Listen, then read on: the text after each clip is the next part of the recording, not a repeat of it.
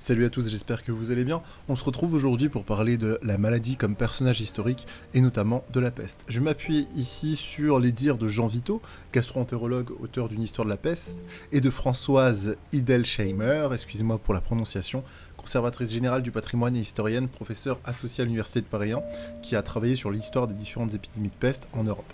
En cette période de confinement, il me semblait important de s'intéresser aux maladies. Je vais commencer par la plus connue d'entre elles, donc la peste. La peste, c'est au départ n'importe quelle forme de maladie mortelle. Une maladie qui touchait une grande partie de la population, qui provoquait de nombreuses morts, c'est ce qu'on appelait la peste. Par la suite, la peste sera certifiée comme maladie à part entière, mais en tout cas, dans les textes antiques et au Moyen-Âge, on appelait plus ou moins peste toutes les maladies qui pouvaient toucher la population. Les premières traces certifiées de la peste sont celles notamment de Justinien.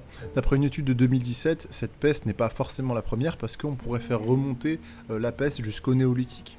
Le genre Yersinia est présent sous trois formes. La première forme, c'est la peste bubonique.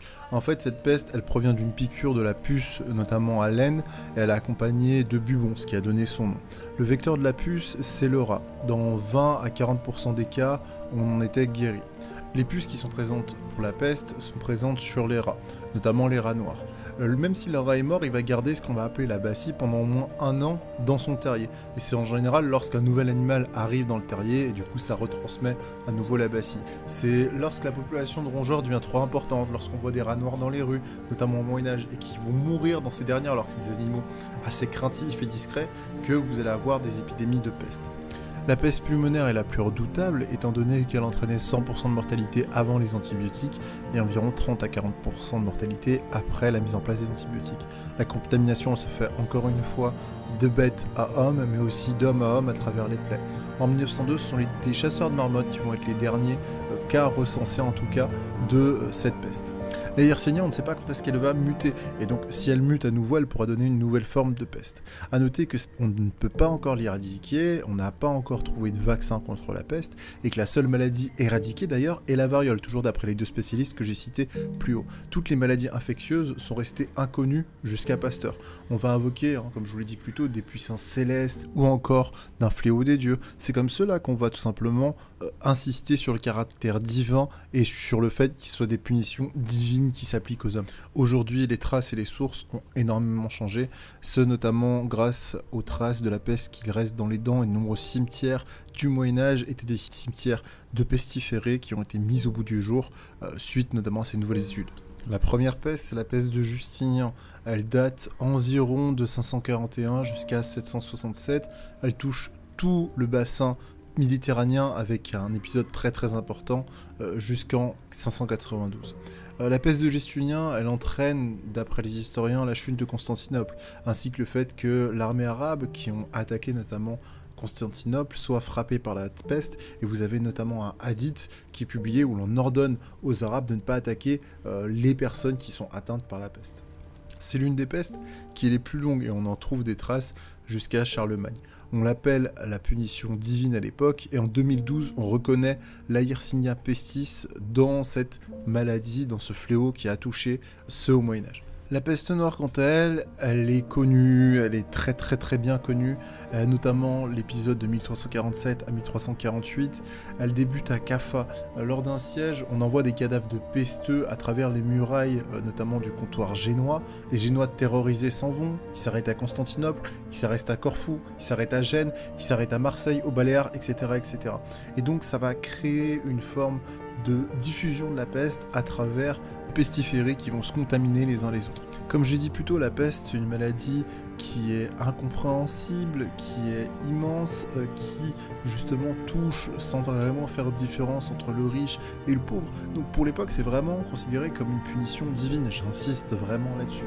Comment est-ce qu'elle s'explique cette peste? Tout simplement par un phénomène climatique qui va entraîner une migration importante des rongeurs, donc encore plus de propagation, et cette maladie qui sont dues aussi à une pollution à l'époque médiévale qui dans les villes est omniprésente. Dans les villes, on a énormément d'extraits, notamment pour la ville d'Aix, où tout est dans les rues, c'est vraiment très sale. On parle de lieux insalubres, c'est vraiment des endroits où vous n'avez pas envie de vivre, les villes du Moyen-Âge. En ce qui concerne les chiffres, on peut s'appuyer et se rapprocher notamment des chiffres donnés par le pape. Le pape Clément V dit qu'entre 1347 et 1348, on a 42 millions de morts pour une France qui compte 17 millions d'habitants, 42 millions de morts pour l'Europe, ce qui est énorme. Les médecins d'épave, Guy de Chauliac, va être le premier, notamment, à séparer les deux pestes qui vont être la peste pulmonaire et la peste bubonique. Et ça, c'est très intéressant.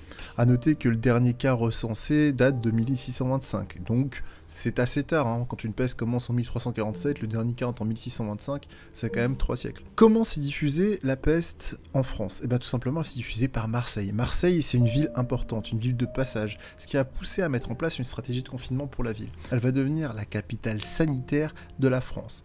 En termes de rapidité et de communication administrative, Marseille devait tout faire remonter à Aix, et de Aix, après, on renvoyait les directives directement à Marseille. Sauf que le problème, c'est que c'est très long. Donc, pour la première fois, on va décider que ce ne sera pas une stratégie administrative royale, mais que tout simplement les hautes autorités de Marseille puissent prendre les décisions par eux-mêmes. Et ça, c'est très important pour la suite, parce qu'on va mettre en place la patente de santé, que tous les bateaux devraient avoir, avec notamment un élément très important dans cette patente de santé, c'est le fait de savoir si oui ou non il y a des cas de peste à bord lors du dernier départ du navire, et lors de son arrivée, est-ce qu'il y a des cas de peste, oui ou non. On envoyait un rameur qui allait chercher cette patente de santé, et qui la ramenait à Marseille. Et une fois cela fait, on décidait tout simplement si le navire pouvait accoster après une période de quarantaine. C'est exactement le même confinement que nous on va avoir lorsqu'on va voyager aujourd'hui. C'est aussi pour ça que je fais cette vidéo, pour faire un lien un peu avec le Covid, mais j'y reviendrai plus tard. A noter que cette peste noire, elle sera associée aux 4 cavaliers de l'Apocalypse, l'épidémie étant la peste. Vous avez des liens qui vont être faits notamment avec la disette et la guerre. A noter aussi l'apparition de la Vierge de la Miséricorde, qui va avoir pour but de protéger justement les personnes qui vont être atteintes de cette maladie. J'en profite, vu qu'on est au Moyen-Âge, pour faire un lien avec la lèpre. La seule maladie transmissible par les hommes était la lèpre. Des fossoyeurs allaient regarder sous la langue des cochons, parce qu'on pensait que c'était le cochon qui était vecteur de la lèpre, s'il y avait une forme d'infection. Mais en fait, sous la langue du cochon, ce n'était pas la lèpre, c'était une autre forme d'infection qu'on découvrira bien plus tard. Et un élément important par rapport au rat, le rat noir, Ratus ratus, est un rat arrivé d'Asie il y a 2 ou 3 000 ans. Il y avait des souris, mais pas de rats à Rome. Et c'est ça qui a fait que le chat n'a jamais intéressé les Romains. Et il y avait donc les rats noirs qui, eux, en général, étaient dans les tours au Moyen-Âge, tandis que les rats gris, eux, étaient dans les douves. A noter que les puces présentes sur le rat gris, il vous fallait vous faire mordre des centaines de fois pour choper la peste, alors que le rat noir, une seule piqûre, vu qu'il retenait en fait tout simplement les bacilles, vous procurait la peste. On arrive enfin sur la peste du XVIIe siècle. Cette peste, elle arrive en 1720 en Europe, par le navire du capitaine Chabot.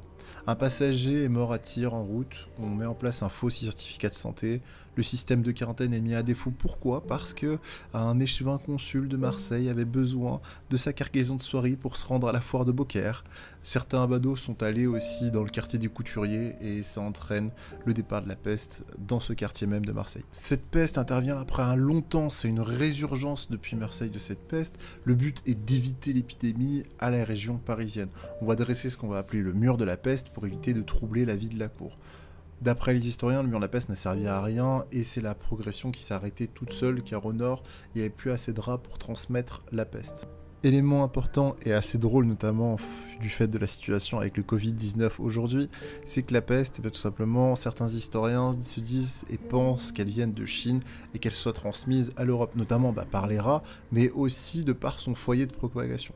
Et je trouve ça assez cocasse avec l'épidémie qu'on subit aujourd'hui. La peste a été découverte par Paul-Louis Simon en 1898 et il va découvrir notamment le rôle de la transmission par les puces de cette peste.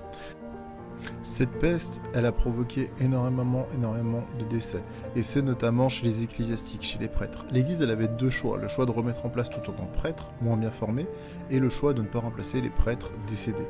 Cela entraîne pour Vito, que j'ai cité beaucoup plus haut, une résurgence de la sorcellerie au XVe siècle. On met en place des prêtres qui ne sont pas assez bien formés.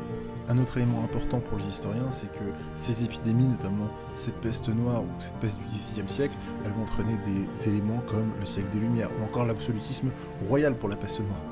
Pour terminer cette peste, vous avez encore des épidémies, et ce, même aujourd'hui. On ne sait toujours pas lutter contre, et l'Institut Pasteur essaie toujours, encore aujourd'hui, de trouver un remède à cette peste.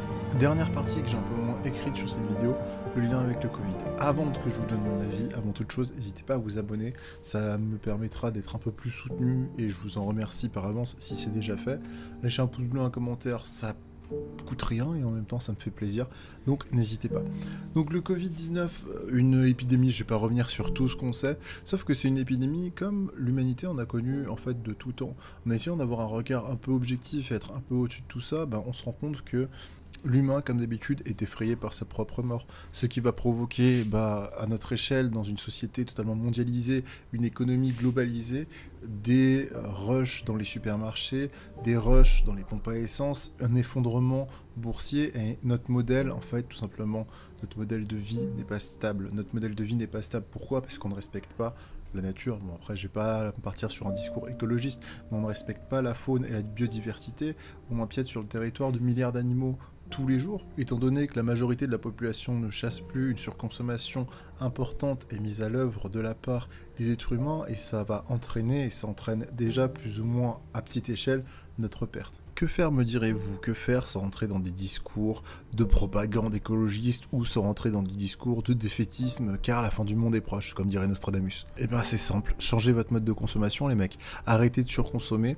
Faites un peu plus attention, chacun à votre échelle. Déjà, ça évitera que des épidémies se propagent. En plus de ça, c'est à nous de faire pression sur nos gouvernements, quels qu'ils soient, où qu'on soit dans le monde, afin d'aller sur une transition politique écologique. Et ça, c'est la chose la plus importante. On voit très bien que notre système n'est pas fiable, que notre modèle politique n'est pas fiable. Ce qui se passe aujourd'hui, ça se passe parce que politiquement, nous sommes faibles. Des décisions auraient dû être prises depuis un long moment et ça n'a pas été fait par les gouvernements. Et ils en sont tous responsables et nous sommes aussi tous responsables de les avoir élus et de les avoir soutenus. Maintenant que vous savez ça, faites des efforts pour vous, faites des efforts pour vos familles, pour vos amis, faites des efforts pour l'humanité tout simplement, pour qu'on évite ce genre de crise sanitaire, ce genre de crise économique à venir. Réfléchissez parce qu'on peut tous apporter notre pierre à l'édifice pour apporter un changement dans le monde dans lequel on vit et qui malheureusement ne convient pas à notre planète. Nous sommes tous capables de faire changer les choses. Nous sommes tous capables de faire évoluer les choses. Et ce, soyez-en conscients. Sur ce, prenez soin de vous, prenez soin de vos proches et surtout, restez chez vous. C'était Malicus. Ciao.